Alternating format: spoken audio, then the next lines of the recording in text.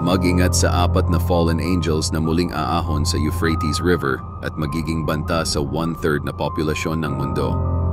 Ayon sa propesiya ng Biblia ay mayroong mga fallen angels ang nagturo sa mga tao ng pinagbabawal na kaalaman, katulad ng paggawa ng mga armas, mga kaguluhan sa mundo at nagkaroon ng lahi sa mga tao, dahilan upang magalit ang Diyos at magkaroon ng The Great Flood na umubos sa sangkatauhan 1,000 taon na ang nakakalipas.